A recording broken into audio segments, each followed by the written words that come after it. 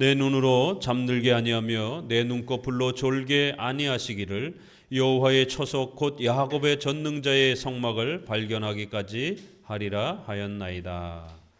133편 1절.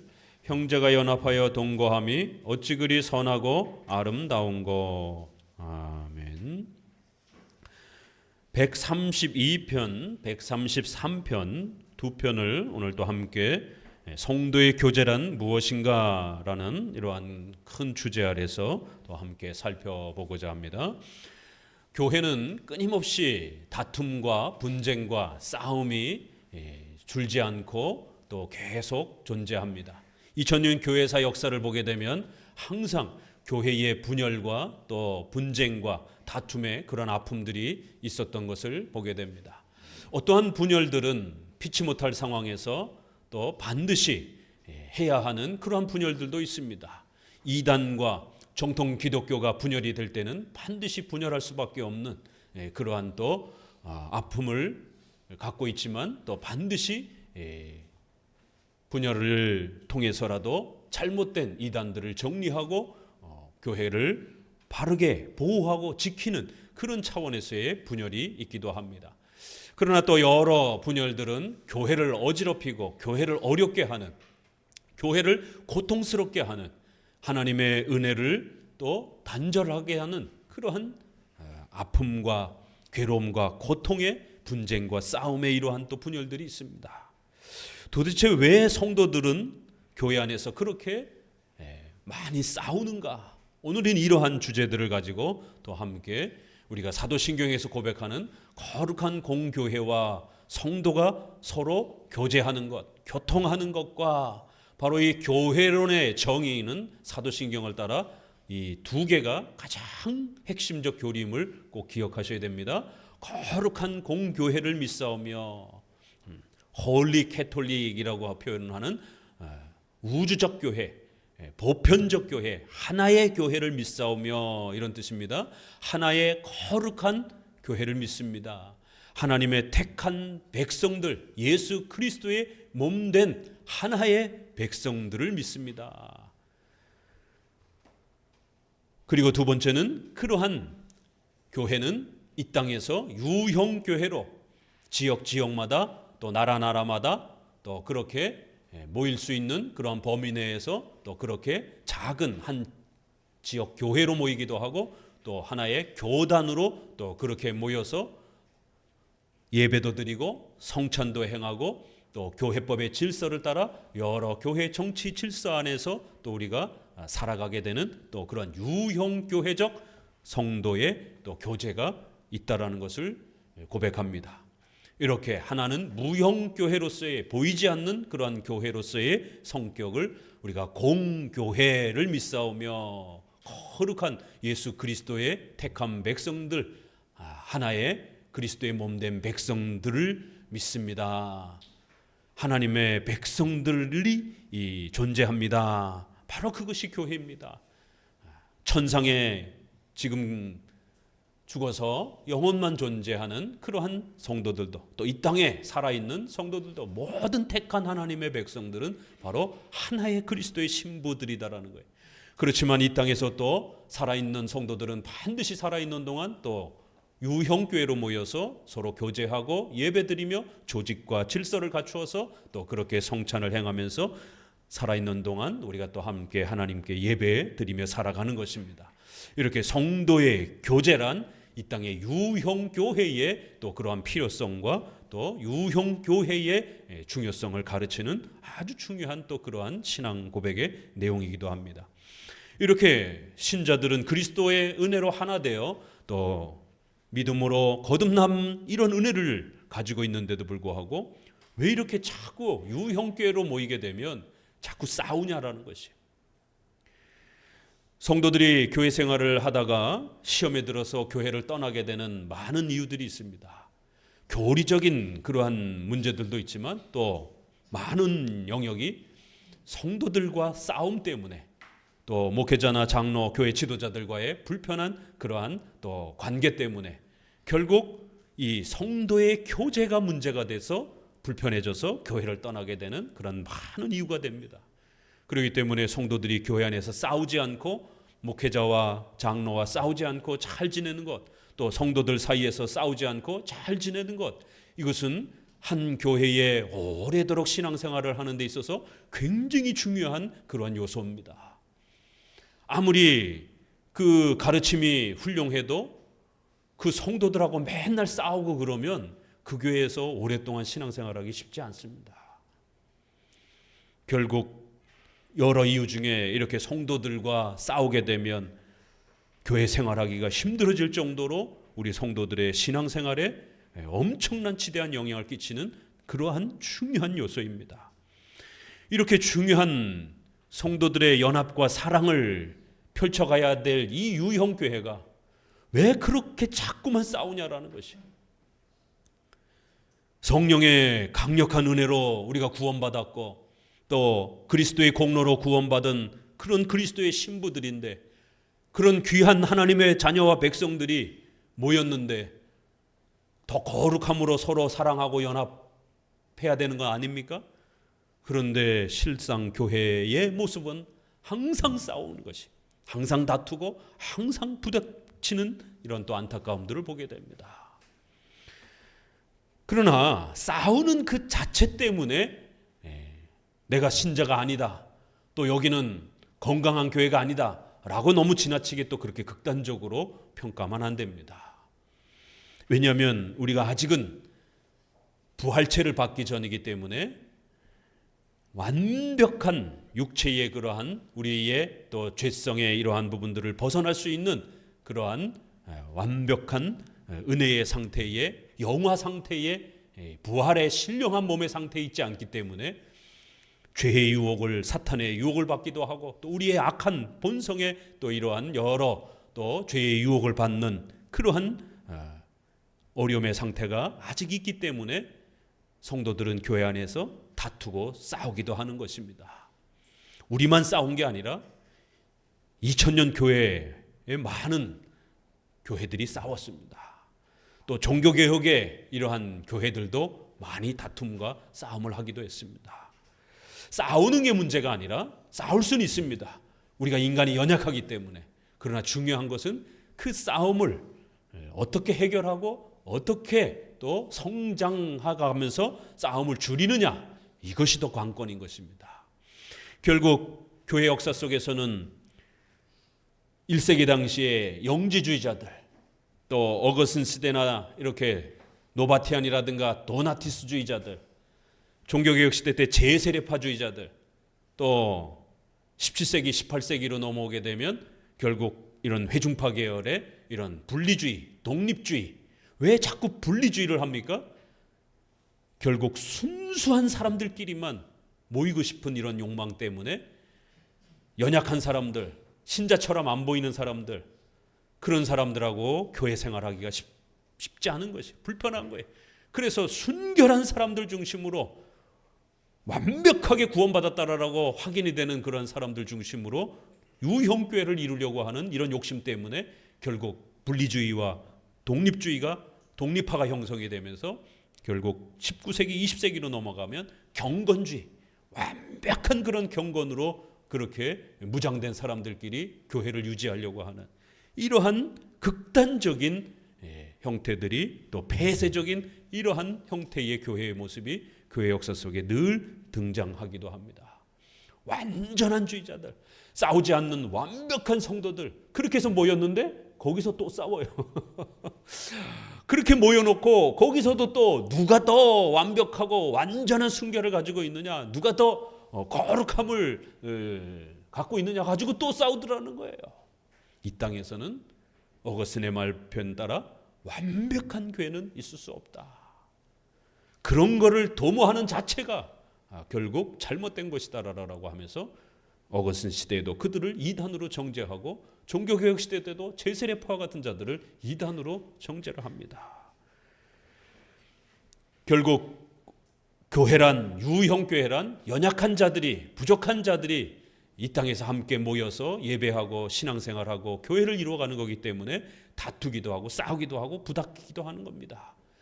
그러나 조심해야 될 것은 그 부딪힘과 싸움이 선을 넘어가게 되면 결국 교회 전체가 붕괴가 될 수도 있다는 거예요. 교회가 폐쇄가 될 수도 있다는 거예요. 그렇기 때문에 다툼과 싸움은 있을 수는 있지만 그러나 선을 넘어서는 안 된다는 것이에요. 오늘 132편, 133편을 통해서 다시 한번 성도의 교제를 우리 성경의 시편의 표현을 따라서 다시 배우면서 사도신경에 우리가 고백하는 성도가 서로 교통하는 것과 라고 하는 이 소중한 성도의 교제의 중요함과 또 필요성들을 함께 배워가 보도록 합니다. 132편 같이 한번 읽어봅니다. 여호와여 다윗을 위하여 그의 모든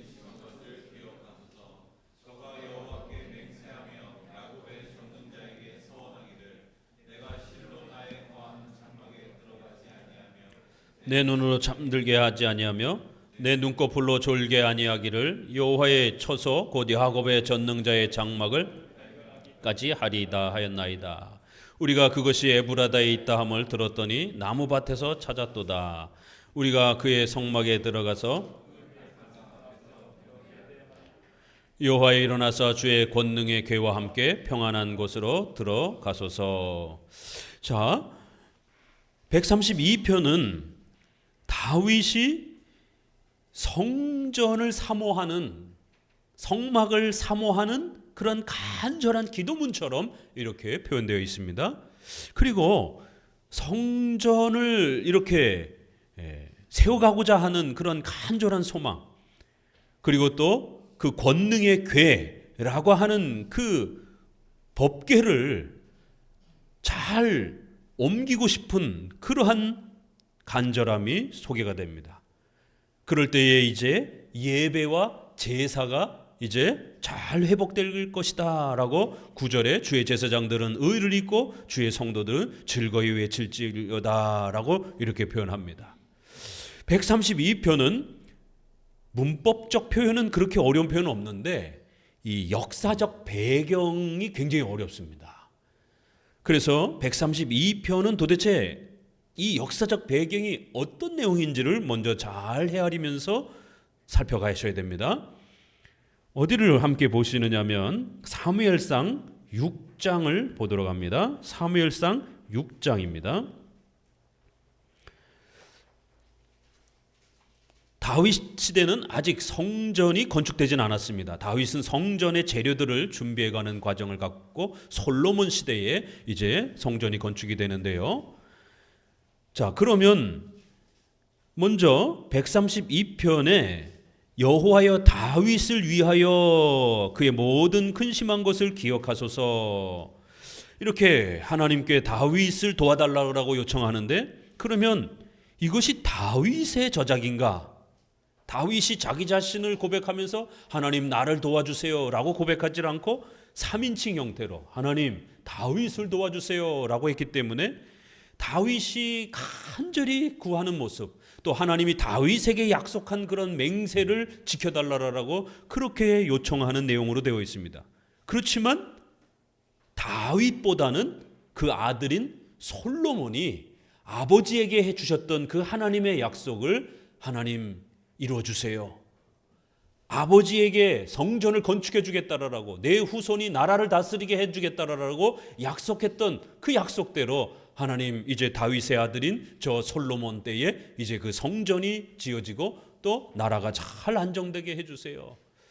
이렇게 솔로몬이 다윗 아버지의 약속을 하나님께 다시 이렇게 재요청하는 그러한 내용으로 해석하는 것이 훨씬 더 부드럽습니다.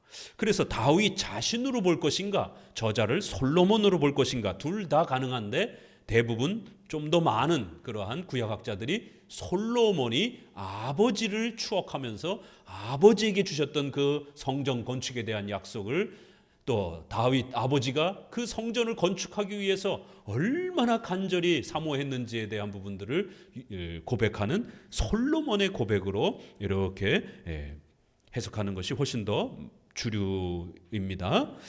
자, 그러면 다윗 시대로 들어가서 도대체 다윗이 왜 이토록 맹세하고 서원하고 다짐하고 그래서 반드시 성전을 건축할 것이고 또 그 성전의 중심인 법궤, 이 법궤가 지금 다윗에게 없어요.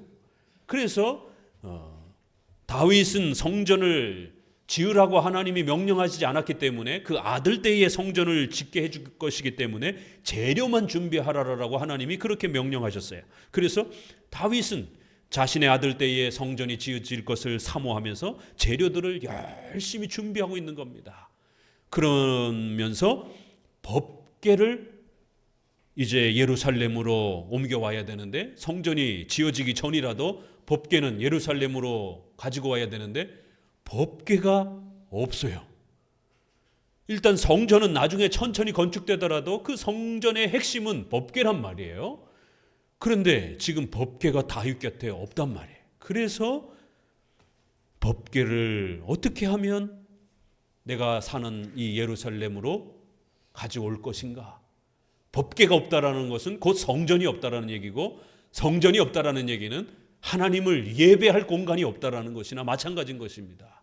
구약은 바로 제사, 의식을 행하는 의식법 시대였기 때문에, 자, 그러면 도대체 법궤가 어디로 갔길래 다윗이 이렇게 하나님 앞에 법궤를 가져오게 해달라라고 그 법궤 앞에서 제사장들이 제사를 드리고 성도들이 기뻐하면서 하나님 앞에 제사를 드리며 예배를 드릴 수 있게 해달라라고, 이렇게 예배를 드릴 수 있게 해달라라고 간절히 요청하는 그러한 장면입니다.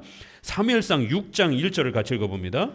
여호와의 궤가 블레셋 사람의 지방에 있은지 7달이라 블레셋 사람이 제사장들과 복술자들을 불러서 이르되 우리가 여호와의 궤를 어떻게 할꼬 그것을 어떻게 본처로 보낼 것을 우리에게 가르치라.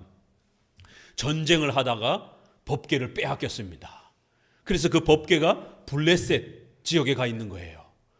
그래서 블레셋 이 이방인들이 법궤를 빼앗았다라고, 이스라엘의 신이다라고 하는 그 하나님 여호와라고 하는 신은 별거 아니구만, 그 최고의 상징인 법궤를 우리가 뺏어오는데도 그 신은 아무런 능력도 발휘하지 못하고 결국 우리가 그 신을 잡아왔다라는 거예요. 그래 놓고는 자기들 신상 옆에다 갖다 놨는데 갑자기 다음날 아침 가니까 자기들 신상이 그냥 꼬꾸라져 있는 것이에요. 이방인들은 이렇게 다 신상들을 조각해가지고 이렇게 세워놓고 거기 앞에서 절도 하고 그러잖아요. 그런데 그 신상이 법궤 앞에서 그냥 내동댕이가 쳐진 것이에요.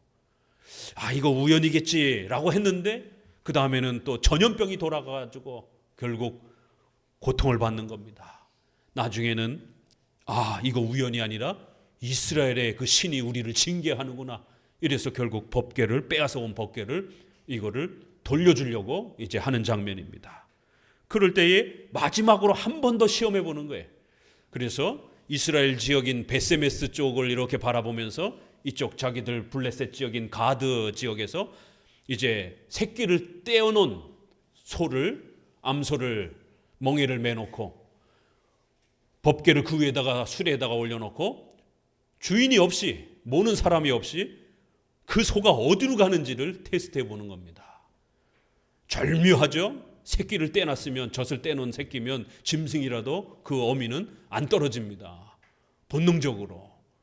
그래서 일부러 그렇게 젖된 어미 소를 그렇게 가지고 와서 수레를 얹혀놓고 소를 이동시켰더니만 이게 투벅투벅 걸어가면서 이스라엘 지역 쪽으로 걸어가는 것이에요.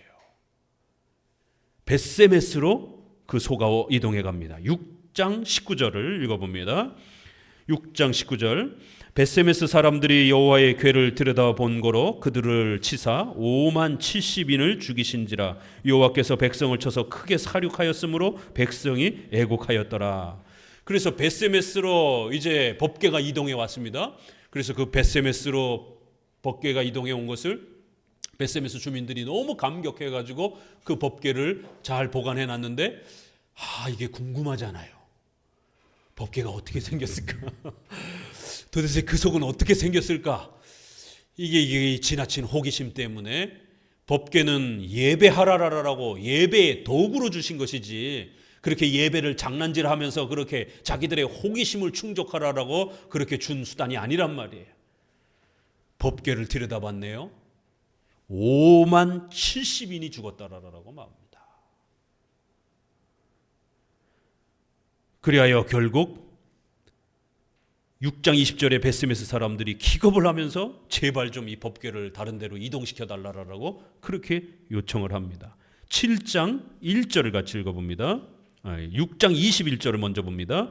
사자들을 기랏 여아림으로 거민에게 보내어 가로되 블레셋 사람이 여호와의 궤를 도로 가져왔으니 너희는 내려와서 그것을 너희에게로 옮겨가라. 7장 1절 기랏 여아림 사람들이 와서 여호와의 궤를 옮겨 산에 사는 아미나답의 집에 들여놓고 그 아들 엘라사를 거룩히 구별하여 여호와의 궤를 지키게 하였더니 궤가 기랏 여아림에 들어간 날로부터 20년 동안 오래 있은지라 이스라엘 온 족속이 여호와를 사모하니라. 자, 오늘 여기에 아주 어려운 표현이 6절에 우리가 그것이 에브라다에 있다함을 들었도다. 에브라다에 있다라는 거예요. 법궤가. 자, 3절에 보니까 나는 절대로 성전이 세워지기까지 나는 침대에도 들지 않고 잠도 안 잘 것이고 그렇게 눈꺼풀도 졸지도 않게 하면서 철저하게 여호와의 처소 곧 야곱의 전능자의 성막을 발견하기까지 그렇게 열심으로 여호와의 성막을 회복하고 찾아올 때까지 절대로 잠을 안 자겠다라고 이렇게 다짐을 합니다. 그럼 아직 성전은 짓지를 못했어요. 그렇기 때문에 여기서 말하는 이 성막을 발견하기까지는 법궤를 말하는 것입니다. 그래서 이 법궤를 발견하기까지는 절대로 쉬지 않겠다라는 거예요. 그럼 법궤가 어디가 있기 때문에 이런 일이 벌어진 거죠? 지금 우리가 사무엘상을 읽고 있는 겁니다. 그래서 우리가 그것이 에브라다에 있다함을 다윗이 들었다라는 거예요. 이렇게 역사적 해석이란 이렇게 중요합니다. 시편은 압축되어 있기 때문에 바로 이 배경이 되는 역사의 그 장면들을 보셔야 되는 거예요. 그리고 그것이 나무밭에서 우리가 찾았다. 그러니까 이런 구절을 읽고 바로 자기에게 주관적으로 적용하시면 큰일 납니다. 이걸 여러분에게 어떻게 적용할 겁니까? 여러분의 개인의 어떤 특별한 상황에다가 어떻게 적용할 거예요? 이거는 여러분의 개인의 주관적인 어떤 그런 상황을 말하는 게 아니라 지금 다윗이 법궤를 잃어버려가지고 그 법궤를 어떻게 찾아올 것인가에 대한 이 역사적 배경을 충분히 읽어내야 올바른 교리가 나오는 겁니다.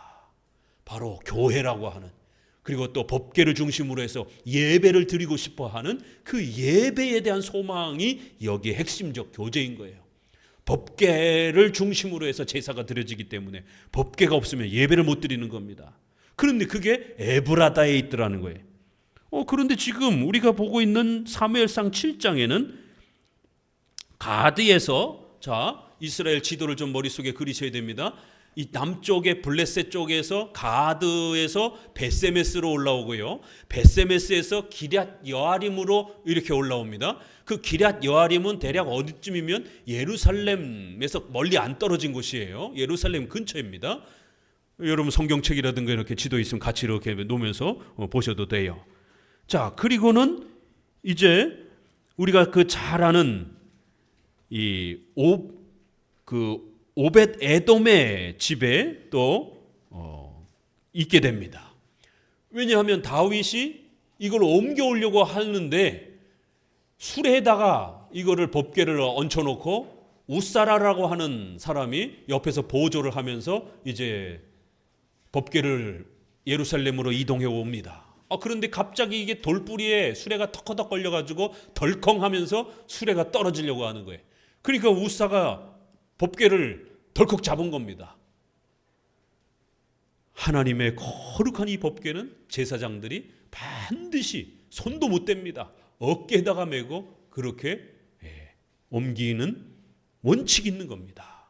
거룩한 하나님의 임재를 뜻하는 그러한 도구였기 때문에 제사장들도 함부로 만질 수가 없는 것이에요. 그런데 우사가 법궤 떨어질까 봐 법궤를 덜컥 잡은 거예요. 그래서 하나님은 우사를 즉석에서 죽여버립니다. 하나님을 모독했다라고. 다윗이 그 소식을 듣고 기겁을 한 거예요. 내가 전쟁을 너무 많이 해서 내 손에 피가 너무 많이 묻어서 하나님께서 법궤를 내가 사는 곳으로 이동하는 걸 원치 않으시는가? 겁이 덜컥 난 거예요. 그래서 그 근처에 오벳 에돔 집으로 옮겨다 놓고 이제 거기서 잠깐 임시적으로 있게 됩니다. 이 법궤를 이동해 오는 게 이렇게 쉽지 않았습니다. 그래서 이제 나중에 오벳 에돔이 집에 복을 받고 그 법궤 때문에 또 하나님의 은혜가 그 집에 임했다라는 소식을 듣고서야 그제서야 다윗이 내가 율법을 너무 몰랐구나. 법궤는 반드시 레인들이 중심이 되어서 레인들이 수레가 아니라 긴 작대기를 이렇게 그 고리에다가 끼워서 어깨에다가 메고 그렇게 옮기도록 민수기에서 하나님이 명령하신 것을 다윗이 깜빡했던 것이. 그래서 이제는 성경의 명령대로 그렇게 수레가 아닌 제사장들과 또 레위인들이 그렇게 옮겨옵니다. 자, 가드에서 베세메스로, 베세메스에서 기럇 여아림으로, 기럇 여아림에서 오벳에돔의 집으로, 그리고 난 다음에 예루살렘으로 들어오는 거예요. 이 큰 이동 경로를 좀 파악해 보실 필요가 있습니다. 근데 에브라다는 어딨냔 말이에요 도대체. 창세기 35장 19절을 보면 라헬이 죽음에 에브랏 곧 베들레헴 길에 장사되었고, 에브라다, 이게 히브리어 발음은 다 비슷합니다. 에브라다예요. 에브라다 곧 베들레헴 길에 장사되었고, 베들레헴을 에브라다라고 이렇게도 표현을 하더라는 거예요. 미가서 5장 2절에 보니까 베들레헴 에브라다야, 너는 유다 족속 중에 가장 중에 작을지라도 이스라엘 다스릴 자가 내게서 나올 것이라. 예수님이 베들레헴에서 태어날 것이다 라고 하는 이 미가서의 유명한 예언이 베들레헴 에브라다야, 이렇게 베들레헴과 에브라다가 동일한 이름으로 이렇게 또 소개가 됩니다. 놀라운 것은 역대상 13장 6절에 다윗이 온 이스라엘을 거느리고 바알라 곧 유다에 속한 기럇 여아림에 올라가서 여호와 하나님의 궤를 메어 오려 하니, 여기는 에브라다에 있다라고 했는데 역대상 13장 6절에는 기럇 여아림에 올라가서 궤를 가지고 왔다라고 이렇게 표현을 합니다.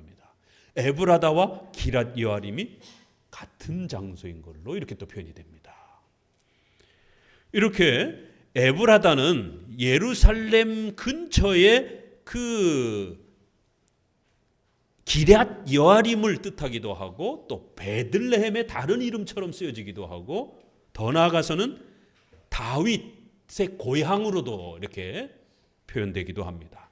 결국 다윗 자신을 이렇게 표현하는 걸로 비유적으로도 또 표현할 수가 있고요. 그러니까 예루살렘, 그 베들레헴 그 근처 전체를 좀 넓게 포함해서 그 근처가 기럇 여아림이 그 에브라다가 그 지역 근처인데 그냥 통틀어서 다 베들레헴이라고도 하기도 하고 예루살렘이라고도 하기도 하고 또 이렇게 에브라다, 기럇 여아림 같이 쓰여지고 있는 것입니다. 결국 블레셋에 빼앗겼던 그 법궤를 가져오면서 에브라다에 있다라고 하는 기럇 여아림에 있다라는 소식을 듣고 속히 그것을 이제 첫 번째는 실패했지만 두 번째는 그렇게 레위 지파들이 어깨에 메고 베들레헴 예루살렘으로 그렇게 이동해 오는 것입니다. 결국 우리가 그의 성막에 들어가서 그 발등상 앞에 경배하리라. 법궤가 이제 안착이 되자 제사를 드릴 수 있는, 예배를 드릴 수 있는 이제 귀한 역사가 일어난 거예요. 그 발등상 앞에 경배하리로다. 그 법궤 앞에서 제사 드리는 것을 여호와의 앞에서, 여호와의 발등상 이렇게 많이 표현합니다. 여호와는 발이 없어요. 하나님은 영이시기 때문에 발이 없습니다. 이렇게 법궤 앞에를 여호와의 앞에서, 여호와의 발등상 이렇게 표현합니다. 여호와여 일어나사 주의 권능의 궤와 함께 이제 평안한 곳으로 들어가소서. 이제 법궤를 우리가 안전하게 잘 모셔왔으니까 하나님 이곳에 임하여 주시옵소서. 이제 우리 성도들과 함께 해 주옵소서. 그리고는 그 제사장들이 이제 나아가서 제사를 드릴 때에 우리 성도들이 하나님 앞에 예배드리는 그 모든 제사와 예배가 하나님 앞에 그렇게 바쳐지기를 원합니다. 예배에 대한 사모함이 이렇게 풍성하게 소개가 되는 것입니다. 자, 그러면 성도의 교제와 이 예배가 도대체 왜 연결이 되겠습니까? 132편은 예배에 대한, 교회의 예배에 대한 이러한 소중한 사모함을 표현하고 있는 그러한 기본 내용을 가지고 있습니다. 그러면서도 또 우리가 더 나아가서는 133편과 또 연결해 보게 되면 성도의 교제가 있어야 예배도 가능한 거예요. 목사님도 있어야 되고, 또 헌금위원도 있어야 되고, 또 봉사위원도 있어야 되고, 예배를 드리기 위해서는 반드시 성도들이 또 봉사도 해야 되고, 또 성도들이 각 맡겨진 직임과 책임을 잘 감당을 해야 우리가 유형교회 아래에서 예배를 드릴 수가 있는 것입니다. 구약에서는 법궤를 중심으로 해서 레위인들이 짐승을 잡고 피를 뽑고 씻고 이렇게 또 여러 책임들을 감당을 해야만이, 봉사를 해야만이 제사를 드릴 수 있는 것처럼, 이렇게 예배에 대한 사모함은 우리가 예배 자체에 대한, 예배는 규정적 원리, 하나님이 명하신 대로 예배 드려야 된다, 이러한 예배적 원리에 대해서는 우리가 지난번에 배웠습니다. 오늘은 그러한 예배에 관련된 내용에 있어서 성도의 교제와 관련해서 살펴보자라는 것이에요. 우리 사도행전 어디를 보시느냐 하면 2장 42절을 같이 보도록 합니다.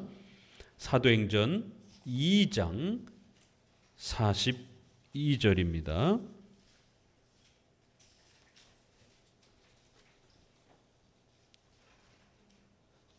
사도행전 2장 42절입니다.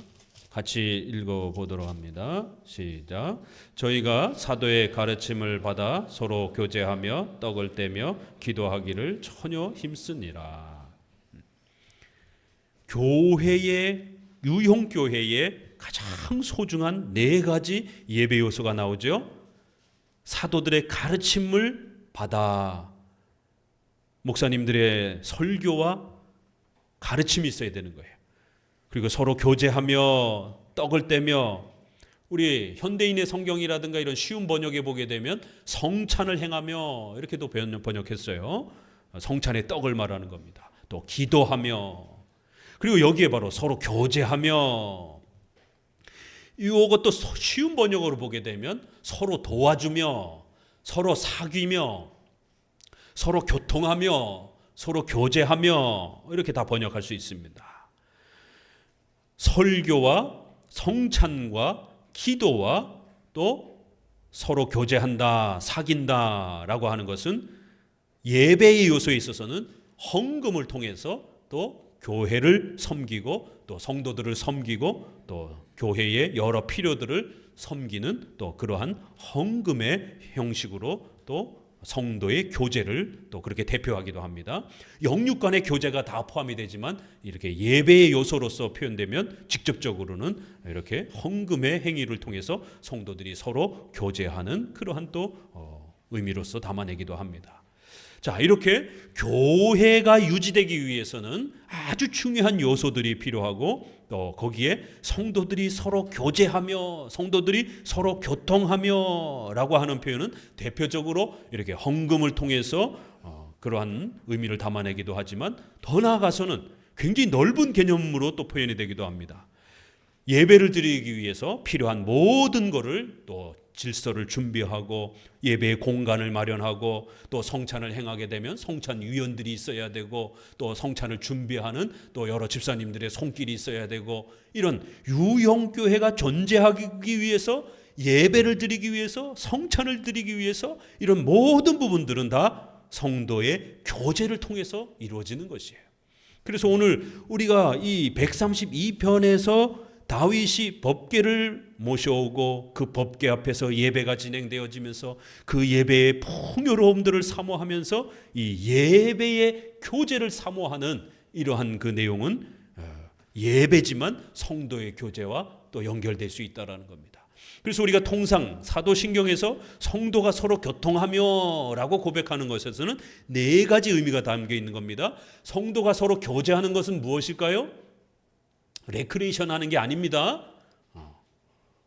뭐 남전도에 모여가지고 뭐 식사하고 할 수 있어요. 그러나 그거는 보조적인 것이지 본질적인 건 아니에요. 우리 여기 지금 신앙 고백에서 말하는 성도가 서로 교제하며 라고 하는 그 본질적인 거에 해당이 되는 건 아닌 겁니다.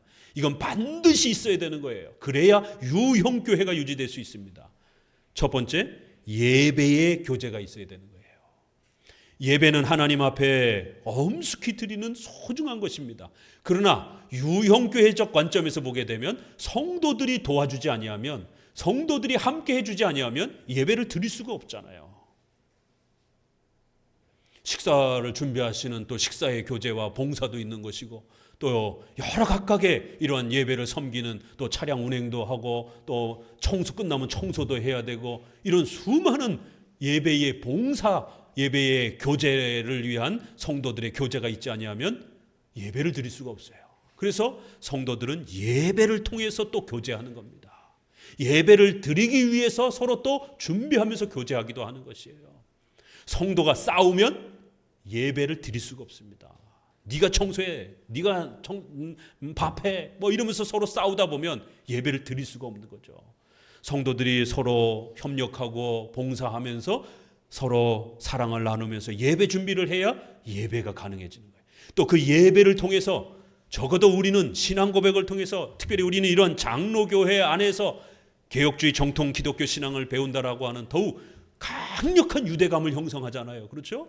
우리는 강해 설교를 듣고 시편 찬송을 부르고 성찬을 행한다라고 하는 또 이러한 특별성을 갖는 그런 강력한 유대감을 더욱 갖게 되는 거예요. 그래서 여러분들은, 개혁교회 성도들은 예배드리면서 강력한 그 멤버십, 펠로우십을, 우리의 이러한 또 성도됨을 강력하게 느끼는 겁니다. 적어도 내가 하나님 앞에 바르게 예배드리고 있다라고 하는 강력한 자부심, 프라이드, 이런 부분들을 예배를 통해서, 성도들의 예배적 교제를 통해서 신앙의 이러한 성장도, 또 우리 성도들의 연합도 일어나는 거예요. 그래서 성도들이 다투고 좀 싸우고 좀 불편해도 같이 이렇게 장로교 예배를 드리고 나면, 그렇지, 우리는 함께 장로교 예배를 드려가는, 장로교 예배를 지켜가는 동지지, 이런 동지의식을 느끼게 되는 거예요.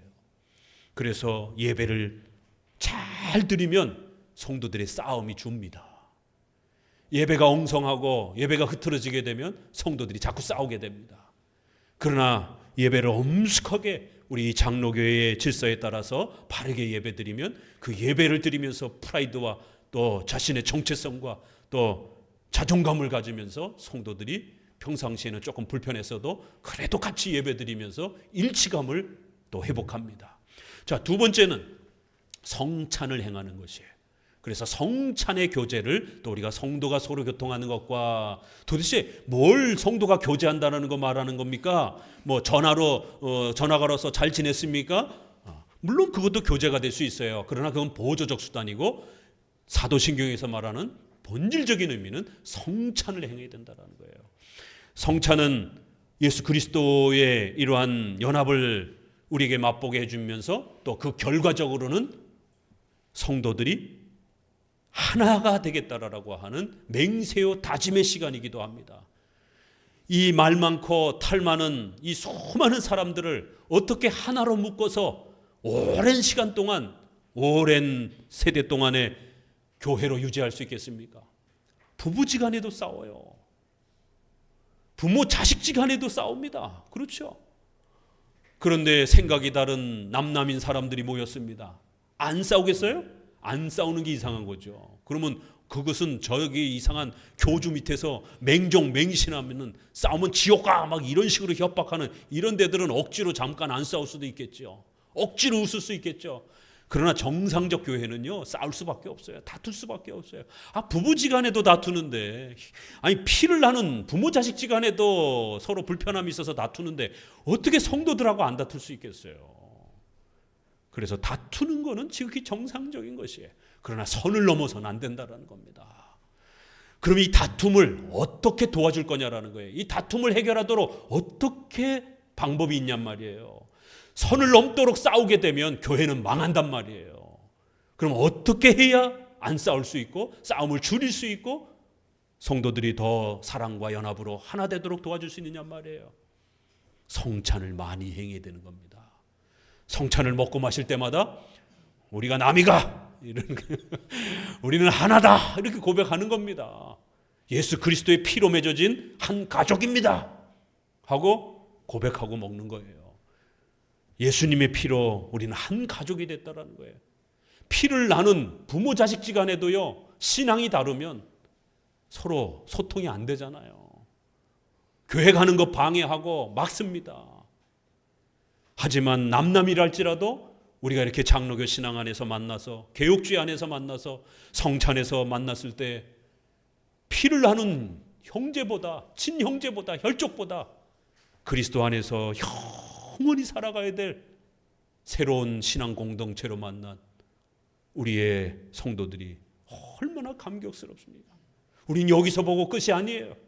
천상에서 또 영원히 함께 보면서 살아가야 될 하나님의 그리스도의 신부들이라는 거예요. 그래서 떡과 포도주를 먹을 때마다 싸우지 말자라고 다짐하는 거예요. 그래서 한 빵에서 떼어주는 겁니다. 우리는 하나라는 거예요. 그리스도의 한 몸의 지체라는 거를, 그래서 빵을 주로 이렇게 쪼개놓지 않고 전통적으로는 이렇게 목사님이 직접 떼어주는 게 훨씬 좀 많습니다. 근데 이제 성도가 많아지면 좀 빵을 미리 잘라놓기도 하지만 전통적으로는 다 이렇게 한 빵을 강조합니다. 그래서 큰 빵을 이렇게 일부러 놓는 거예요. 우리는 하나다라는 것. 그리고 포도주도 지금은 이제 위생 개념이 발달해서 이렇게 개인 잔을 놓지만 옛날에는 다 큰 대접 같은 잔을 사용했어요.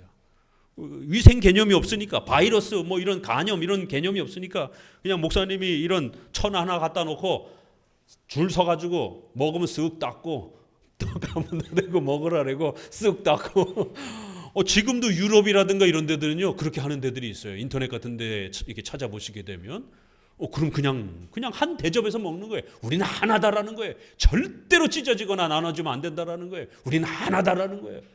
인간이기 때문에 이런 빵이나 포도주를 통해서도 보여지는 이 하나됨의 의식이 그렇게 필요한 겁니다. 그래서 절대로 싸우지 말고 우린 그리스도 안에서 하나이기 때문에 서로 이해하고 좀 답답해도 참고 또 오해가 있더라도 풀고 그리스도의 피로 맺은 한 가족이라는 걸 잊지 말고 서로 사랑하기로 다짐하겠습니다. 이걸 성찬에서 행하는 거예요. 각가지의 수많은 생각과 의견을 가진 사람들을 어떻게 하나로 일치시키겠습니까? 성찬의 교제를 통해서 하나로 만들어주는 겁니다. 만약 내가 성도와 싸우고 성도를 자꾸 미워하게 되면 그리스도의 몸을 찢는 죄를 범하는 것이다라고 성경은 그렇게 경고하는 것이. 그래서 성찬을 먹고 마실 때마다 내가 그리스도의 몸을 찢지 않겠다라고 하는 다짐 또 다짐을 하는 것이에요. 세상 사람들처럼 뭐 술 한잔 놓고 우리 화해합시다 이러는 게 아닙니다. 우리는 떡과 포도주를 놓고 그리스도를 생각하면서 서로를 이해하고 용납하는 것이에요. 자, 세 번째로는 또 이 많은 사람들을 하나로 모아주려면 어떻게 해야 돼요? 권징과 치리와 일정한 정치 질서가 있어야 되는 거예요. 그래서 교회법 아래에서 또 교제를 나누는 겁니다. 오늘날 대부분의 교회들이 왜 싸웁니까? 목사님이 마음대로 하기 때문에 그런 거예요. 첫 번째는. 그러니까 성도들하고 목사님이 트러블이 생기는 거예요. 목사님이 독단적으로, 목사님이 자기 마음 내키는 대로 막 하는 것이에요. 목회자가 절대로 설교를 자기 마음대로 해서는 안 됩니다. 목사님이 절대로 교회 운영을 마음대로 해서는 안 되는 것입니다. 교회 법에 맞게 하면 트러블이 줄어드는 거예요. 국가라고 하는 것도 법이 존재해야 내란이 일어나지 않는 겁니다. 법 앞에, 법 아래서 모든 사람이 시장도 대통령도 조차도 법 앞에서 똑같이 백성들과 함께 그렇게 법의 지배를 받으면 싸움이 줄어드는 것이에요. 그래서 우리 장로교는 개교회 중심으로 있지 않냐고 반드시 교단 중심으로, 공교회라고 하는 교단 중심으로 일치되어 교회법을 가지고 그 교회법 아래 모든 교회들이 일치를 이루는 그러한 교단적 교제, 교단적 일치를 성경적 그러한 교회론으로 고백하는 것입니다. 개교회로 있게 되면 절대로 일치를 이룰 수 없습니다. 목사님이 성도들을 향해서 내 말 들어라 라고 어떻게 감히 말할 수 있겠습니까? 그 목사님도 다른 목사님들과 말 듣기 싫어서 혼자 교회를 하고 있는 건데, 그래서 독립교회를 하고 있는 건데, 그러면서 목사님은 성도들에게 내 말을 들어라 라고 말하는 것이에요. 그럼 성도들이 말 듣겠습니까? 목사님도 말 안 들으면서 왜 우리 보고 말 들으라고 합니까? 이렇게 되는 거예요. 그렇기 때문에 우리 장로교는 목사님은 반드시 교회법에 맞춰서, 우리 헌법에, 교회법에, 웨스트민스터 신앙고백에 맞춰서 설교하는 거고, 또 거기에 정치와 예배본범에 맞춰서 그렇게 직분자도 마음대로 함부로 할 수 없는 것이고, 안수집사는 5년, 장로는 7년 못 박혀 있는 겁니다. 그거를 목회자가 지켜가는 거예요. 세례는 1년, 이렇게 직분, 또 통치 방식, 또 성찬의 방식, 이런 부분들이 규정되어 있는 겁니다. 우리 장로교는 절대로 물에다 담그는 침례를 행할 수 없는 겁니다. 이게 교회를 어떻게 운영해야 되는지에 대한 규정이 못 박혀 있는 거예요. 목사님도 교회법을 따라가야 되는 거고, 성도들도 목사님께 순종하는 게 아니라 바로 이 교회법의 질서를 따라서 그렇게 함께 가는 거예요. 그러면 탈이 없어요. 권징의 질서가 있어야 되는 거예요. 제도가 있어야 되는 겁니다. 가정에도 가훈이 있어야 되고, 집안에도 그 가문에 일정한 관습이 있잖아요. 그렇죠? 아무리 가까운 가족이라 할지라도 일정한 룰이 있는 거예요. 그런 것처럼 이러한 교회나 직장이나 국가는 사람들이 모여 있는 공간이기 때문에 일정한 법과 제도와 질서가 없게 되면 무질서가 나타나게 됩니다. 그래서 이러한 법 질서를 가장 강조하는 게 바로 우리 장로교회의 질서인 것입니다. 그러나 이 법 질서를 너무 극단적으로 강조하게 되면 로마 가톨릭처럼 한 사람이, 로마 교황의 말이 법이 돼버리는 이런 극단주의가 되는 것이에요. 그러나 우리는 여러 사람들이 함께 모여서 의논하고 회의하는 그러한 장로회 질서를 갖고 있기 때문에 훨씬 안전하다는 것이죠. 이렇게 권징의 질서, 장로 정치의 교제를 해야 된다는 겁니다. 그래야 싸움을 줄일 수 있습니다. 마지막 네 번째는 성도의 영육 간의 교제를 말하는 것이에요. 영적으로 우리가 서로 기도해주고 보살펴주고, 또 연약한 성도가 있으면 돌아봐주고 전화도 해주고 아껴주고 사랑해주고, 그렇게 살펴주는 겁니다. 또 물질적으로도 교회는 또 전임 사역자들이 있기 때문에 또 그렇게 성도들의 일부분의 또 헌금을 통해서 그렇게 섬기고, 함께 모여야 되는 공간을 마련해야 되기 때문에 또 그런 운영에 대한 재정을 위해서도 또 그렇게 물질을 나누는 거고, 또 우리 성도들 안에 갑자기 질병이 생긴다든가 어떤 사고가 발생이 되면 또 십시일반으로 또 구제 헌금을 모아서 또 그 어려움을 극복할 수 있도록 또 그렇게 도와주는 겁니다. 그렇지 아니하면 결국 세상 사람들처럼 돈 있는 사람들은 잘 먹고 잘 살고, 가난하고 없는 사람들은 같이 예배드리다가도 오늘날 어떻게 고독사 했는지 죽었는지도 몰라요. 병을 치료할 돈도 없어가지고 그냥 죽어버렸어요. 그럼 이게 어떻게 신앙 공동체가 되겠습니까? 돈이 없어서 치료를 못 받아 죽었어요. 이러면 안 되잖아요. 그렇기 때문에 혹시라도 돈이 없어서 치료를 못 받는다라면 우리 성도들이 또 그렇게 서로 헌금해서 함께 그 성도가 오래도록 살면서 같이 예배드릴 수 있도록 그렇게 도와주는 것이에요. 실제적으로 도와주지 않는다라면 교제를 나눌 수 없다라는 것이죠. 또 그러한 성도들이 없으면 아까 말했던 예배, 성찬, 이런 교제가 불가능해지는 것입니다. 그렇기 때문에 또 성도들이 건강하게 공동체를 형성할 수 있도록 영육 간에 또 이렇게 물질적으로도 섬기고 또 마음으로도 서로가 아끼면서 그렇게 영육 간의 교제가 또 마지막 부분에서 소개가 됩니다. 이렇게 네 가지: 예배의 교제, 성찬의 교제, 권징의 교제, 그 다음에 영육 간의 교제, 이러한 교제들을 우리가 사도신경에서 성도가 서로 교제하는 것을 믿사오며 이러한 유형교회를 만들어 가겠습니다. 이런 유형교회에 참여해서 저도 예배를 위해서 열심히 봉사하겠습니다. 또 저도 성찬례 또 각각에 맡겨진 대로 열심히 또 교제하겠습니다. 또 교회법의 질서를 저도 잘 지켜가겠습니다. 또 영육간에 또 그러한 교제를 잘 해나가겠습니다. 그래야 유형교회가 유지가 되는 것입니다.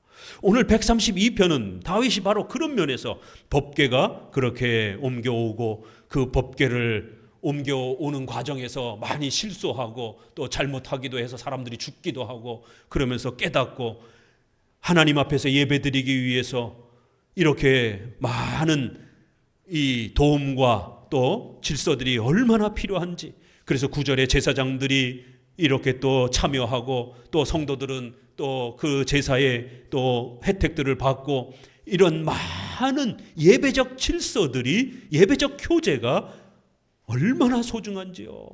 바로 그러한 예배의 이 소중함을 고백하면서 그 예배의 안에서 펼쳐지는 이스라엘 백성들의 연합과 또 하나됨을 그렇게 소망하는 것이. 11절에 여호와께서 다윗에게 성실히 맹세하셨으니 변치 아니하실지라. 이르시기를 내 몸의 소생을 내 위에 둘지라. 내 자손이 내 언약과 저희에게 교훈하는 내 증거를 지킬진대 저희 후손도 영원히 내 위에 앉으리라 하셨도다. 여호와께서 시온을 택하시고 자기 거처를 삼고자 하여 이르시기를 이는 나의 영원히 쉴 곳이라. 내가 여기 거할 것은 이를 원하였음이라. 이렇게 다시 한번 다윗은 하나님이 자신에게 맹세해 주셨던 그 소중한 약속을 다시 고백을 합니다. 하나님, 기름 부은 받은 이러한 자로서 저희를 택해 주셨습니다. 그리고 저와 제 후손들에게 이러한 복을 주시겠다라고 약속하셨습니다. 하나님, 이 복이 저와 후손들에게 계속해서 이어지게 해 주옵소서.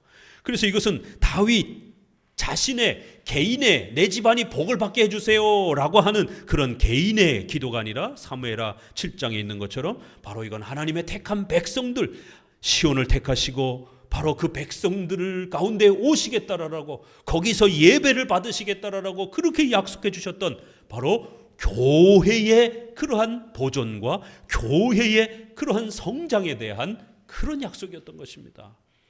그리하여 내 자손과 또 그 자손들이 이렇게 왕권과 나라를 잘 유지하면서 그들이 하나님의 교회로서 모여서 그렇게 법궤를 중심으로 하여 성전을 중심으로 하여 하나님을 예배하는 이 땅의 유형교회로서 오래도록 그렇게 살아가게 해주세요.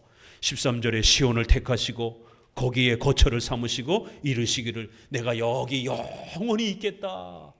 내가 이 성전에 이스라엘 백성들과 영원히 쉬겠다. 이곳에서 그들과 영원히 함께하면서 그들의 예배를 받겠다라고 약속해 주시지 않았습니까? 바로 그런 교회의 보존을 약속을 다시 요청하는 겁니다. 이러한 예배적 교제가 이루어질 때 어떤 일이 벌어진다고요? 15절부터 같이 읽어봅시다. 내가 이 성의 식료품에 풍족히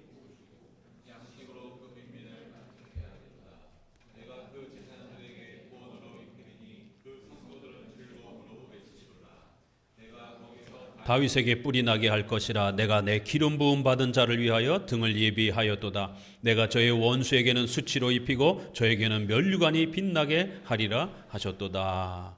그렇게 성도들이 예배드리고 그 예배를 위해서 서로가 제사장은 제사장의 역할을, 성도는 성도의 역할을 감당하면서 성도들이 그 예배의 풍성한 교제를 나눠가게 되면 교회가 어떤 복을 받는다고요? 이 성의 식료품이, 의식주가 떨어지지 아니하고 성도들의 먹을거리들이 항상 풍성할 거라는 거예요. 그리하여 제사장들은 구원으로 입히고 성도들은 즐거움으로 그 예배가 더 풍족하게 성장하고 보존될 거라는 거예요. 거기에서 다윗의 뿔이 나게 할 것이다라는 겁니다. 내가 내 기름 부은 자들을 위하여 등을 예비하였도다. 계속해서 그렇게 다윗의 그러한 나라가 보존되고 지속될 것이다라는 거예요. 그리고 결국 이 기름 부음 받은 자라라고 하는 것은 궁극적으로 장차 오실 예수 그리스도께서 기름 부음 받은 자로서 늘 구약의 대표가 되기 때문에 이러한 은혜는 오직 장차 오실 예수 그리스도를 통해서 또 유지되고 완성될 것입니다. 이러한 교회를 무시하는 원수들은 망하고 이러한 교회적 보존과 또 예배의 이러한 보존을 간절히 소망하는 자들은 면류관이 빗나가게 그렇게 도와주실 것이다라는 거예요. 예배에 대한 소망함, 그 법궤가 돌아올 것을 간절히 소망하면서 그 법궤를 중심으로 해서 이제 앞으로 제사장과 성도들이 마음껏 예배를 드리게 해달라고 하는 그런 예배의 간절함이 이 본문에 소개되면서 결국 이 땅의 유형교회가 건강하게 세워져 가게 해달라고, 이 땅의 유형교회를 통해서 성도들이 마음껏 예배드리면서 그 예배의 교제, 성찬의 교제, 또 이러한 예배와 성찬이 풍성하게 이루어지려면 반드시 교회는 교회법적 질서, 일정한 정치제도의 질서를 구축하면서 그렇게 교회법적 질서를 유지해 가셔야 되는 겁니다. 그게 다 포함이 된 내용들이에요. 그래서 이제 133편에는 그 유명한 아주 짧은 세 구절로 되어 있지만 어마어마한 내용이 이 모든 걸 압축해서 성도의 교제로 소개가 됩니다. 133편 읽어봅니다. 형제가 연합하여 동거함이 어찌 그리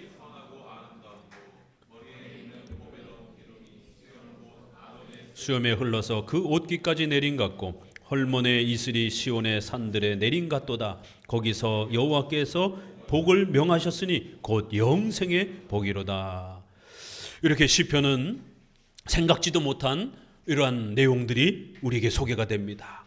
교회론과 관련해서 이런 성도의 교제라는 주제 아래서 또 우리가 이렇게 풍성한 교회의 또 이러한 다양한 면들을 배워가고 있는 겁니다. 교회는 절대로 싸우지 않도록 부단히 노력하셔야 됩니다. 내가 한 말을 다른 성도가 어떻게 받아들일지 늘 고려하면서 말도 하셔야 되고, 말이 거칠면 항상 성도들이 오해하게 되고 또 그 거친 말을 들으면서 기분 나쁘게 되고, 그러다 보면 마음이 상해가지고 서로 점심때 같이 앉아서 밥도 안 먹게 되고 왔는데 인사도 안 하게 되고, 그런 불편한 마음을 가지고 또 어떻게 같이 찬송을 부르고 또 같이 성찬에 참여를 할 수 있겠습니까? 그러면 나도 신앙이 망가지고 또 그런 쎄한 분위기가 전반적으로 또 이렇게 있게 되면 교회 전체적인 예배에 또 성찬에 또 이러한 분위기도 망가지는 것이에요. 새로운 성도가 오면 그 분위기를 제일 잘 읽습니다. 교회가 냉랭해요. 그러면 새로운 사람들은 제일 빨리 파악합니다.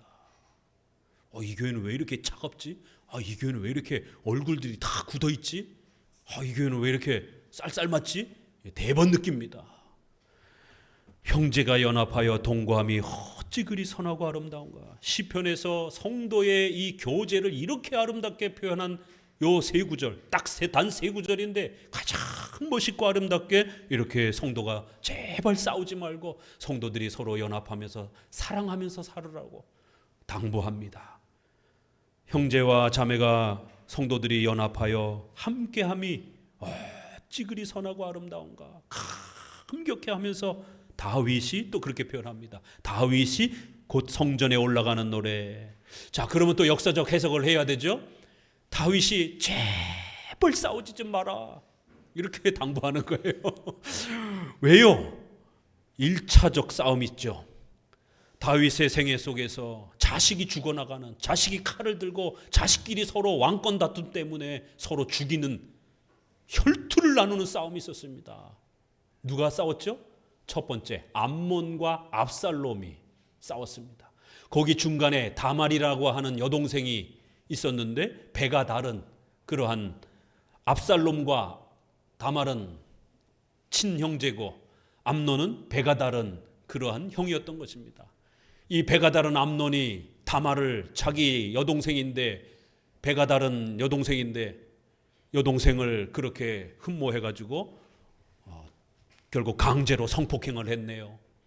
아버지가 야단을 칠 줄 알았는데 첫째 아들이라 아버지가 야단을 안 치고 그냥 술술술술 넘어가 버린 거예요.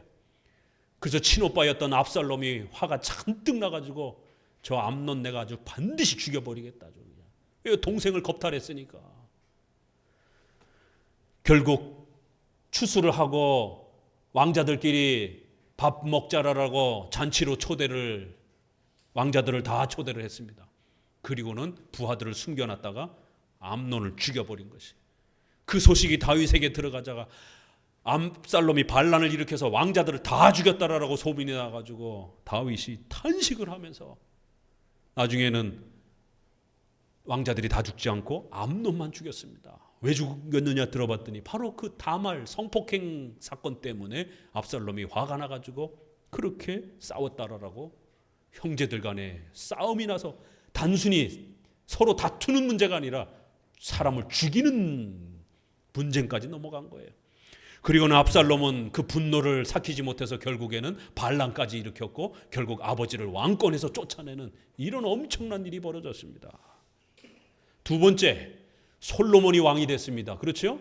그런데 숫자상으로 서열상으로 아도니아가 앞서 있었습니다. 그런데 하나님은 계시를 통해서 솔로몬, 동생인 솔로몬에게 왕권을 허락하신 것이. 이 아도니아가 착실하게 얌전히 가만히 자숙하면서 살았으면 괜찮은데 시시탐탐 왕권을 뺏으려고 또 시비를 걸다가 결국 그것이 솔로몬에게 발각이 났고 그래서 아도니아를 처단합니다. 이렇게 다윗은 자식들이 서로 죽이는 이 처참한 혈육 상정의 이 고통을 맛본 것이에요. 그게 어디서부터 시작이 됐습니까? 바로 밧세바라라고 하는 부하의 아내를 간음으로 취하면서 결국 거기서부터 간음죄를 져서 그 책망으로 이런 벌을 받은 겁니다.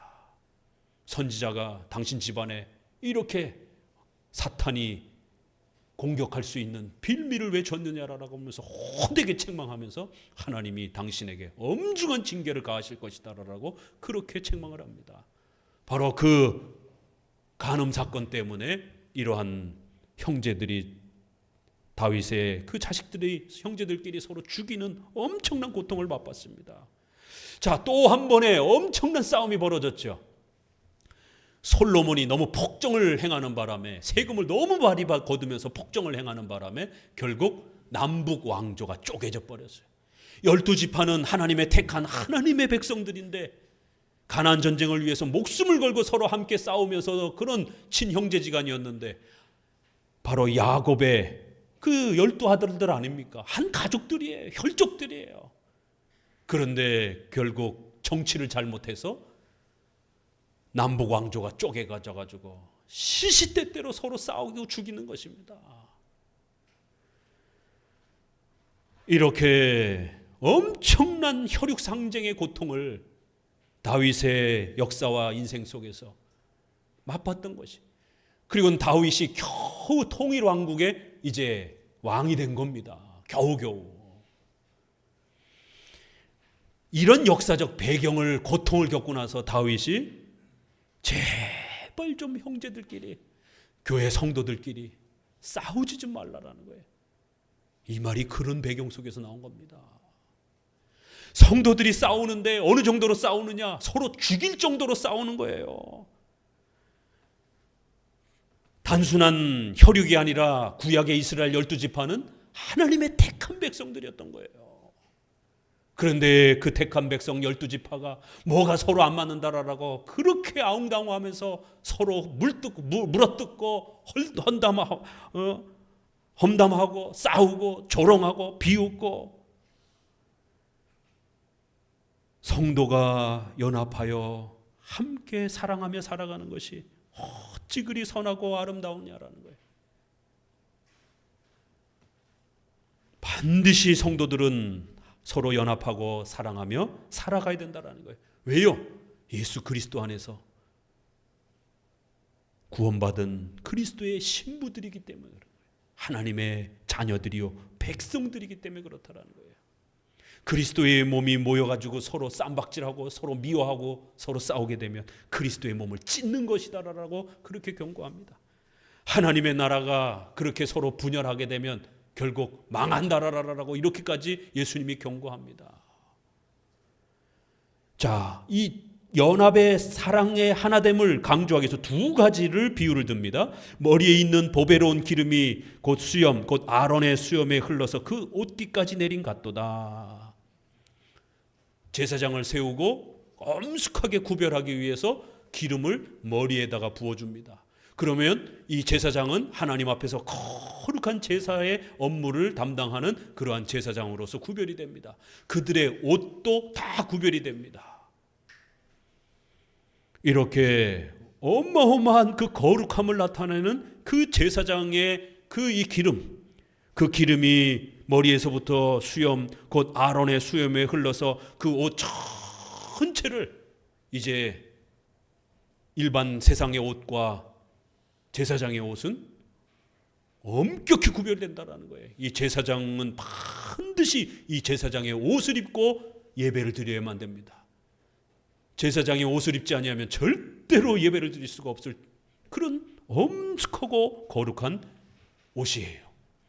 이렇게 성도들이 하나 되고 연합하는 것은 하나님의 예배를 마치 제사장이 그 거룩함으로 구별되는 힘을 얻는 그 기름처럼, 이 기름은 성령의 그러한 특별한 역사로 그렇게 많이 해석이 됩니다. 이렇게 성도들이 하나 되고 싸우지 않고 연합하게 되면 그 교회는 제사장이 거룩한 옷으로 그렇게 기름 부음을 받아 구별되듯이 하나님 앞에 거룩한 교회의 백성들로 그렇게 성령 충만함으로 가득한 그런 교회로 서가게 될 것이다라는 거예요. 제사장 비유를 합니다. 제사장, 대제사장 얼마나 귀합니까? 아론의 이 대제사장의 위치가. 두 번째, 헐몬의 이슬이 시온의 산들에 내린가도다. 그러면 이스라엘 지도를 보게 되면 이 헐몬산은 어디예요? 저 북쪽에 있는 산이에요. 그러면서 이렇게 갈릴리 호수를 지나서 요단강을 지나서 사해까지 이렇게 큰 물줄기가 연결되어 있죠.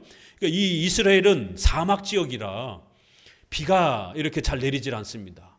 그래서 이슬이 맺혀서 그 이슬이 물방울이 맺혀서 곡식에 물을 수분을 공급하지 아니하면 열매가 맺지를 못해요. 이 사막 기후 특성상 비를 통해서, 우리처럼 비를 통해서 곡식이 열매를 맺는 게 아니라 그 아침 저녁에 기온차로 인해서 아주 그 이슬이 굉장히 잘 맺히고 많이 맺히는 거예요.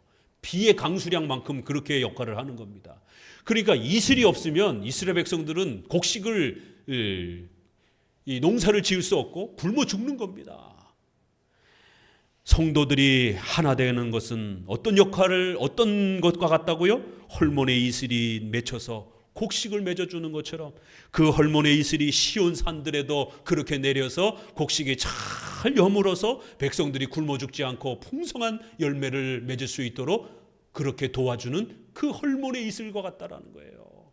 성도들이 하나 되고 성도들이 서로 사랑하는 그 힘은 어떤 힘과 같다고요?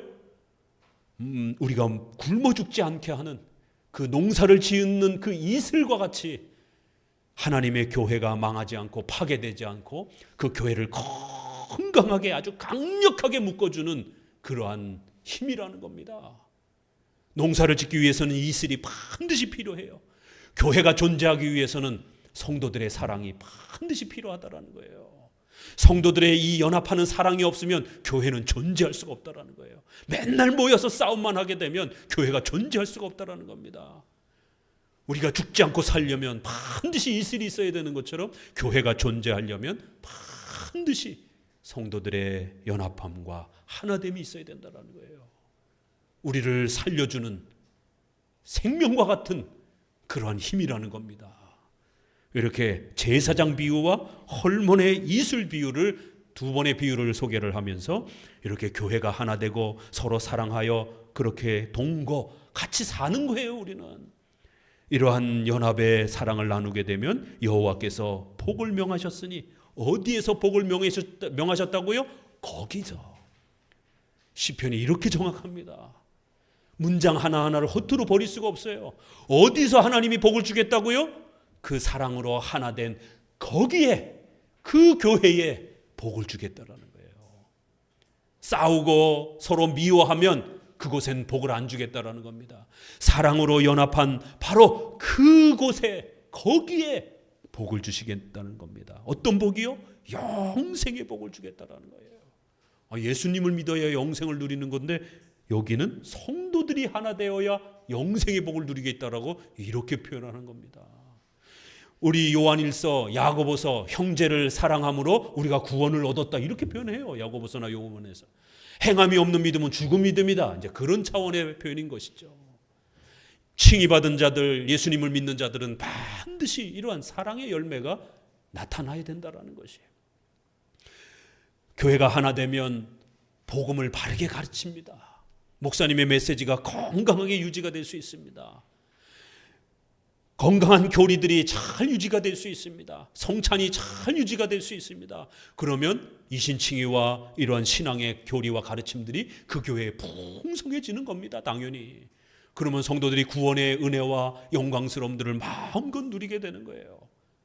이 영생에는 이렇게 올바른 예배와 올바른 성찬과 올바른 교리의 가르침을 통해서 그곳에 더 많은 구원의 축복들이 일어나는 거고, 또 이미 믿는 성도들에게는 성화의 이 영광스러움이 풍요롭게 채워지는, 그 다 포함하는 겁니다.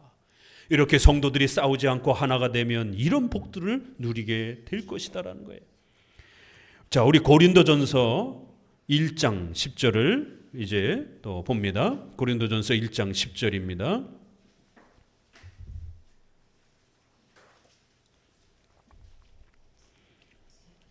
같이 읽습니다. 형제들아, 내가 우리 주 예수 그리스도의 이름으로 너희를 권하노니 다 같은 말을 하고 분쟁이 없이 같은 마음과 같은 뜻으로 온전히 합하라.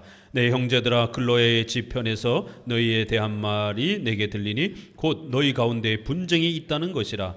이는 다름이 아니라 너희가 각각 이르되 나는 바울에게, 나는 아볼로에게, 나는 게바에게, 나는 그리스도에게 속한 자라는 것이니 그리스도께서 어찌 나뉘었느냐. 3장 3절도 같이 읽어봅니다. 3장 3절. 고린도 교회 하면 싸움, 분쟁, 이게 큰 주제입니다. 같이 읽어봅니다. 너희가 아직도 육신에 속한 자로다. 너희 가운데 시기와 분쟁이 있으니 어찌 육신에 속하여 사람을 따라 행함이 아니리요. 어떤 이는 말하되 나는 바울에게라 하고 다른 이는 나는 아볼로에. 예. 6장 1절도 한번 봅니다. 고린도 교회는 이 싸움과 시기와 분쟁이 여러 주제별로 이렇게 다투고 싸우는 장면들이 소개가 됩니다. 6장 1절은 도대체 뭘 갖고 싸우나 또 봅시다. 너희 중에 누가 다른 이로 더불어 일이 있는데 구태여 불의한 자들 앞에서 송사하고 성도 앞에서 하지 아니하느냐. 성도가 세상을 판단할 것을 너희가 알지 못하느냐. 교회 안에 어떤 이 해소해야 될 여러 법적인 문제들을 해결하기 어려우니까 결국 세상 법정에다가 휙 던져놓는 거예요. 노회나 총회를 통해서 해결해야 되는데 이단 문제도 그렇고 재산 문제도 그렇고 이런 여러 가지 교회 안에서 해결해야 될 행정 문제는 우리 장로교단은 노회와 총회를 통해서 해결하는 거예요. 그런데 이거를 마음에 안 든다라고 세상 법정에다가 휙 던져놓고 당회장을 권한이 있느냐 없느냐, 사랑의 교회에 얼마나 싸우고 있습니까? 당회장의 권한을 세상의 세상 법정에다 갖다 놓고 싸우면 어떡하자라는 거예요. 교회 안에 이런 분쟁과 싸움들이 난무하는 거예요. 1장 10절에는 세례받는 거 가지고 바울에게 세례받았느냐, 아볼로에게 세례받았느냐, 누구한테 세례받은 게 더 훨씬 더 권위가 있느냐, 이래 가지고는 또 세례, 성찬 이런 거 가지고 또 싸우는 거예요. 고린도전서 8장 1절을 봅시다. 8장 1절입니다. 우상의 제물에 대하여는 우리가 다 지식이 있는 줄을 아나 지식은 교만하게 하며 사랑은 덕을 세우나니. 여러분, 추석을 보내면서 특별히 믿지 않는 분들은 또 제사를 드리다 보니까 제사 음식을 준비를 해야 합니다. 우리 여자분들은.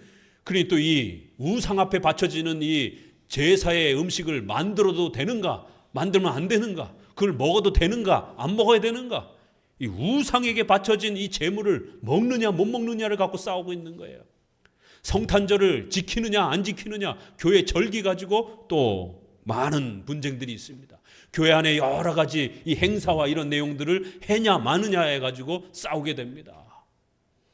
조심해야 된다는 거예요.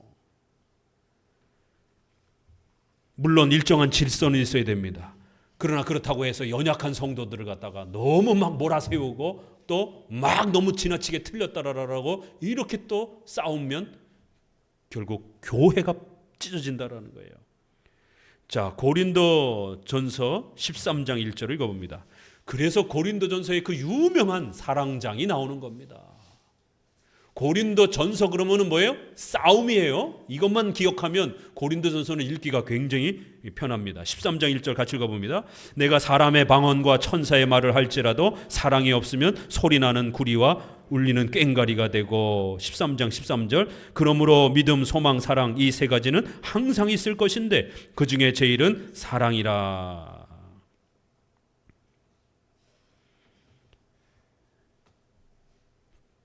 사랑으로 연합하고 하나 되어야 된다라고 그렇게 당부합니다. 그리고 고린도 후서는 목사님과 성도들이 싸우는 거예요. 바울을 미워하는 거예요. 바울의 사도권을 자꾸 시비를 붙이는 거예요. 그래서 바울이 고린도 교회에 먼저 온다고 했는데 일정을 바꿔서 마게도냐를 먼저 가버렸어요. 그러니까 이제 고린도 교회 성도들이 삐진 거예요. 아, 우리 교회는 안 사랑하는구나. 마게도냐 교회를 더 사랑하는구나. 그리고 두 번째는 사례비 문제. 목회자가 사례비를 얼마큼 받니 못 받니 가지고 싸우기 시작합니다. 세 번째는 외모. 바울이 키가 작니 못하니 눈이 나쁘니 안 나쁘니 가지고 싸우는 것입니다. 그래서 고린도후서 1장 15절에는 내가 이 확신을 가지고 너희로 두 번 은혜를 얻기 위하여 먼저 너희에게 이르렀다가 너희를 지나 마게도냐로 갔다가 다시 마게도냐에서 너희에게로 가서, 이런 경영이 어찌 경홀히 하였으며 혹 경영하기를 육체로 쫓아 그렇게 했겠느냐. 고린도후서 6장 11절에는 너희가 우리 안에서 좁아진 것이 아니라 오직 너희 심정, 너희 마음이 좁아진 것이다라는 거예요. 고린도후서 11장 5절에는 내가 지극히 큰 사도들보다 부족한 것이 조금도 없는 줄 생각하노라. 내가 비록 말에는 조라나 지식에는 그렇지 아니하니. 다른 사도들에 비해서 나도 얼마든지 사도로서 존중받을 수 있다라는 거예요. 그런데 내가 자꾸 말을 못한다라고 자꾸 내 말하는 것 같고 시비를 붙이면 어떡하냐라는 거예요. 그리고는 11장 8절에도 내가 너희를 위하여 다른 여러 교회에서 요를 받는 것이 탈취한 것이라. 이 사례비를 받는 것이 다른 교회를 통해서 사례비를 받았다라는 거예요. 너희 교회를 아끼기 위해서, 너희 교회를 무시해서가 아니라는 것이에요. 이런 사례비 문제 가지고 결국 또 문제가 발생이 됩니다. 고린도전서는 성도들끼리 교회 안에서 누구한테 세례 받았느냐, 또 뭘 먹느냐 이런 걸 가지고 성도들끼리 싸우는 문제라면, 고린도후서는 목사와 성도들끼리, 성도들 사이에서 다툼이 벌어지는 문제를 조심해야 된다라고 말합니다. 그러면서 고린도후서 11장 11절에는 이제 마지막 결론이, 마지막으로 말하노니 형제들아 기뻐하라, 온전케 되며 위로를 받으며 마음을 같이하며 평안할지어다. 또 사랑과 평강의 하나님이 너희와 함께 계시리라. 거룩한 입맞춤으로 서로 문안하라. 마음을 같이하며 그렇게 서로 사랑하면서 평강을 유지하라는 거예요. 그래서 그 고린도후서 13장 13절에 유명한 축도의 말씀이 거기서 나오는 거예요. 예수 그리스도의 사랑과 그리스도의 은혜와 성부 하나님의 그러한 사랑과 성령의 감화 역사 충만케 하심이 삼위일체 하나님의 그 하나됨과 교제처럼 너희들도 하나가 되라는 거예요. 요한복음 17장 21절에 하나님께서 내 안에, 내가 아버지 안에 있는 것 같이 저희도 다 하나가 되어 우리 안에 있게 하사 세상으로 아버지께서 나를 보내신 것을 믿게 하옵소서. 내게 주신 영광을 내가 저희에게 주었사오니 이는 우리가 하나 된 것 같이 저희도 하나가 되게 하려 함이니이다. 예수님이 십자가에 죽어가시기 전 그 마지막 밤에 피눈물을 흘리면서 간절히 기도한 마지막 기도 제목이 무엇입니까? 교회가 싸우지 않고 하나 되게 해달라는 거예요.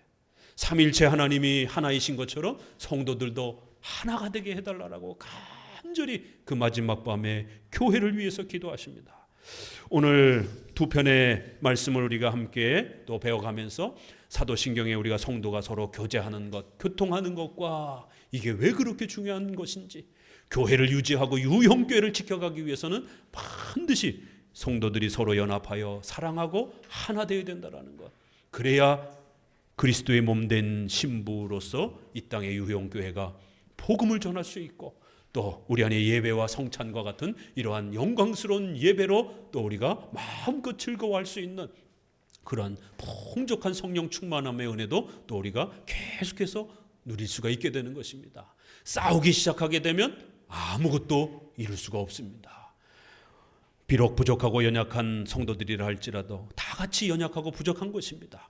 그래서 특별히 우리 한마음교회 장로교회로 또 불러주신 또 이 거룩한 섭리를 생각하면서 함께 우리가 죽을 때까지 또 우리의 자손들까지 함께 서로 사랑하면서 그렇게 살아가는 성도의 교제를 만들어가는 우리 성도들 되시기를 주의 말씀으로 권면을 드립니다. 기도합니다.